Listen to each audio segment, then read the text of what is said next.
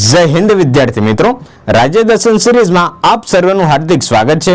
અને આજે આપણે આ વિડીયોની અંદર અરુણાચલ પ્રદેશ રાજ્યની મહત્વની સ્ટેટિક માહિતી મેળવીશું. ઇતિહાસ, ભૂગોળ અને સાંસ્કૃતિક વારસાના મહત્વના પોઈન્ટને આવરી લઈશું કે જે આવનારી કેન્દ્ર તથા રાજ્ય સરકારની પરીક્ષાની અંદર ખૂબ જ ઉપયોગી નીવડશે. તો ચાલો શરૂઆત કરીએ અરુણાચલ પ્રદેશની.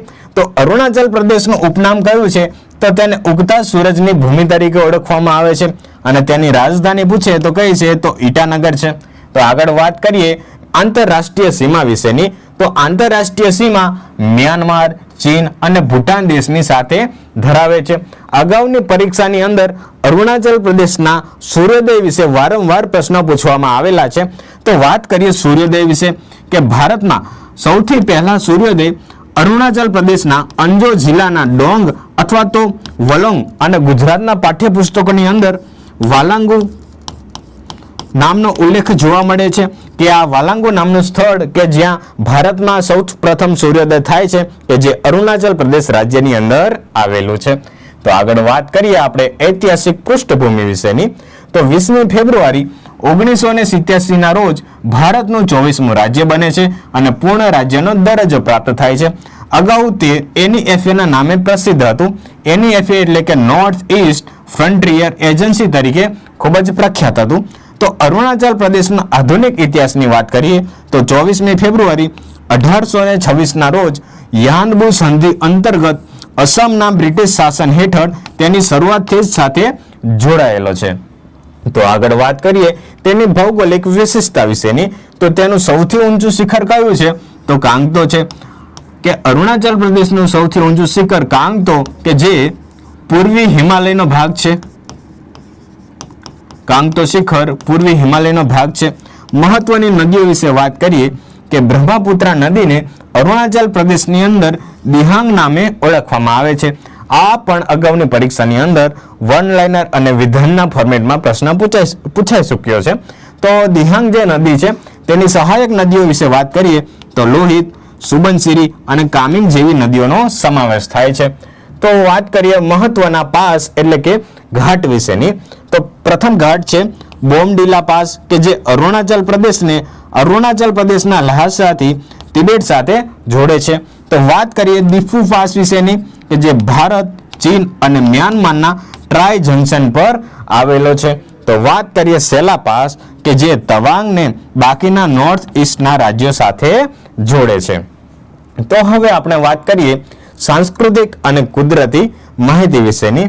તો પ્રથમ વાત કરીએ તેની જનજાતિઓ વિશે કે અરુણાચલ પ્રદેશની અંદર મોનપા, મિઝી, તગીન, લિંગસા અને વાંચો નામની જનજાતિ જોવા મળે છે.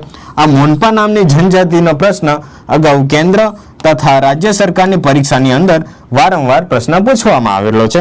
હવે મુખ્ય તહેવારોની વાત કરીએ તો અરુણાચલ પ્રદેશની અંદર લોસર અને તવોંગ નામનો તહેવાર ઉજવવામાં આવે છે. હવે તેની ખેતીની વાત કરીએ અને આ GCRT અને NCERT ની અંદર પણ આપ સર્વેને આ ટોપિક અગત્યનો જોવા મળતો હશે કે અહીં 80% કાર્ય કૃષિ આધારિત છે, જેમાં ઝૂમ ખેતી એટલે કે જેને સ્થળાંતર ખેતી તરીકે ઓળખવામાં આવે છે કે જે સૌથી વધુ આપણને અરુણાચલ પ્રદેશની અંદર વધુ પ્રમાણમાં જોવા મળે છે. તો આપણે આગળ વાત કરીએ તો વન્યજીવ અભયારણ્યો અને રાષ્ટ્રીય ઉદ્યાનો વિશે વાત કરીએ તો રાષ્ટ્રીય ઉદ્યાનોની અંદર આપણને નામદફા અને મૌલિંગ નેશનલ પાર્ક જોવા મળશે. હવે અભયારણ્યની વાત કરીએ તો દિબાંગ, કમલાંગ, પક્કે, શેષા ઓર્કિડ અભયારણ્ય જોવા મળશે. તો હવે ટાઈગર રિઝર્વની વાત કરીએ તો નામદફા ટાઈગર રિઝર્વ, કમલાંગ, પક્કે અને પખુઈ ટાઈગર રિઝર્વ કે જે અરુણાચલ રાજ્યની અંદર આવેલા છે. તો હવે વાત કરીએ મહત્વના સ્થળો વિશેની. તો પ્રથમ આવશે પરશુરામ કુંડ કે જે લોહિત નદીના કિનારે આવેલું પવિત્ર યાત્રાધામ છે. હવે ગોલ્ડન પેગોડાની વાત કરીએ તો આપણને ટોટલ 3 પ્રકારના પેગોડા જોવા મળશે કે જેને વ્હાઇટ પેગોડા તરીકે મ્યાનમાર દેશને ઓળખવામાં આવે છે